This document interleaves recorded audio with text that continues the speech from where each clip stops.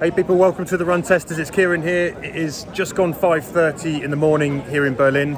Behind me, it's about 500, 600 runners who are all going to go out and try and do the Berlin Wall 100-mile ultra. I'm going to be getting involved in that as well. While I'm doing it, I'm going to be putting myself against that challenge, but also I'm going to be testing out these On Cloudsurfer 7 for a race test. It's a difficult choice on the old shoes for this one, but these are the ones I've gone with. I've got some different ones in my drop bags. I've actually got the Kinvara Pro and the Saucony Endorphin Speed 3 in my drop bag should I need them further down. But the idea is to see if I can run the whole distance in these On Cloudsurfers and how they get on over that distance. So, got about 25 minutes to go until race time. Let's go and get involved.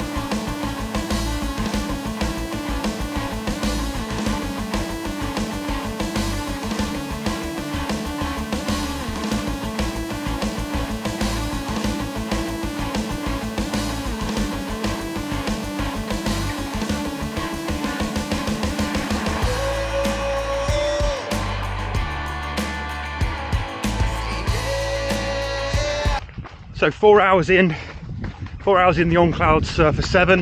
It's probably the longest I think I've run in this shoe. I've not done the marathon distance. I've done about 20 miles, moving about 5 miles per hour.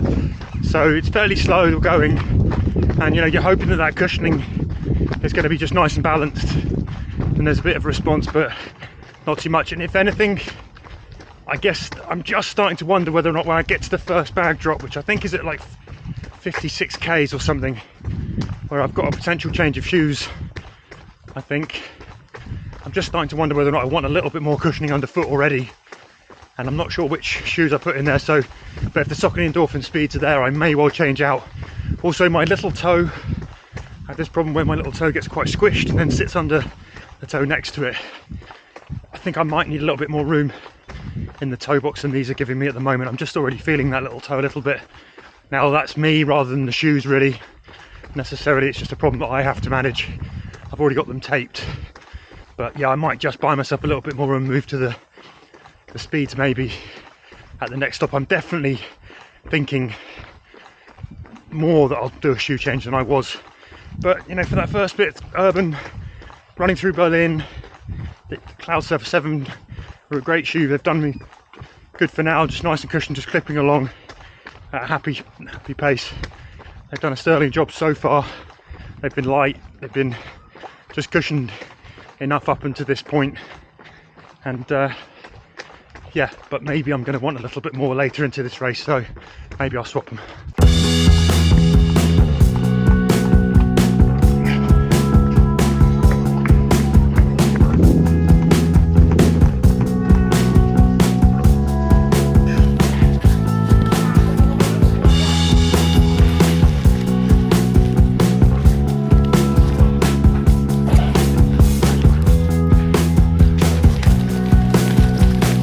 Ditched the On Cloudsurfer. I've now got into the Kinvara Pro. Matthias wants me to go. I've got no time to talk. We have to go. Yeah. The German is making me go.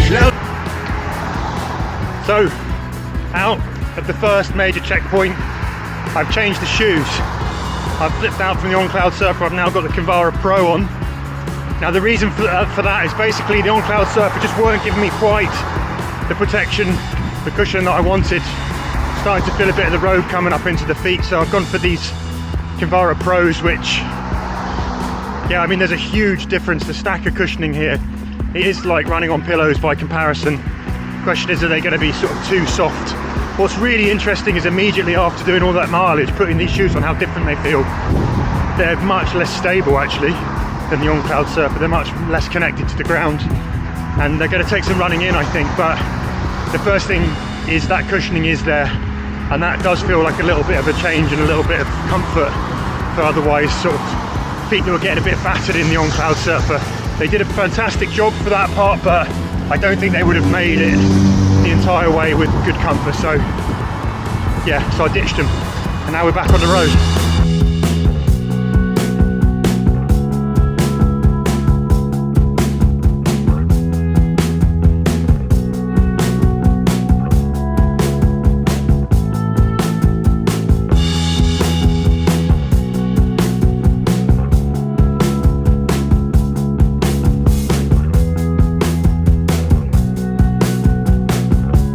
So coming up to 60 miles in, I've just left one of the main aid stations where there was a big bag drop, which meant we could get our kit. I put some shoes in there as well. I put the Saucony Endorphin Speed 3 in there as a just in case. And basically about 15 miles before that, both of my little toes have started to try and de-hood themselves. They sit under each other. So this is one of the things I talk about, where I need a slightly wider toe box or a bit more room in a shoe. Particularly, it only really happens when I'm going a certain distance, so you get 50 miles it starts to happen. And so I've changed the shoes again, so I'm onto my third pair of shoes for this race test, and I'm back in the trusty Saucony Endorphin Speed 3, and I have to say they just feel natural. If the Kinvara are these kind of big super cushioned, you know, the Saucony Endorphin Speed 3, they are a little bit more kind of ground contacty, you know, I can feel the tarmac coming up a little bit more, but there's definitely a wider toe box, and I think that's really helped me. I was nearly going to call the race back there until I thought I'll throw one last thing at it and I'll change my shoes, see if that gives me a bit more room and stops the problem. And touch wood, it feels like right now it's done a little bit of good. So yeah, I'm now in the Saucony Endorphin Speed 3, 100-mile race test of 3 different shoes.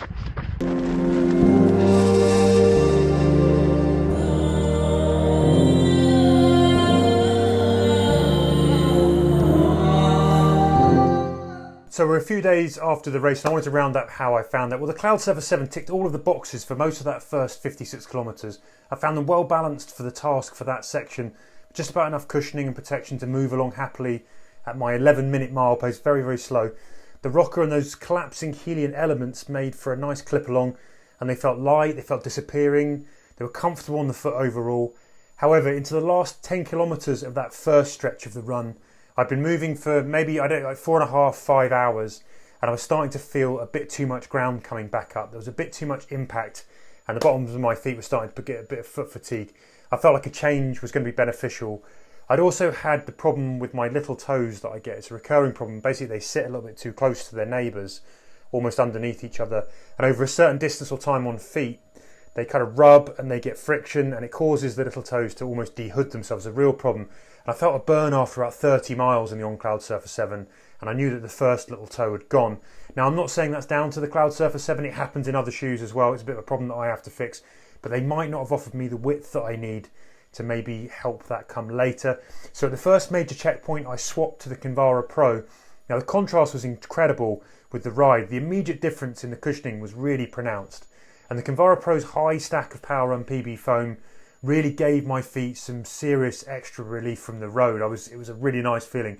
It was a real positive change at that point for sure. But they're notably less stable, so there was a trade-off, and it took a while for me to get comfortable with my landings and my movements.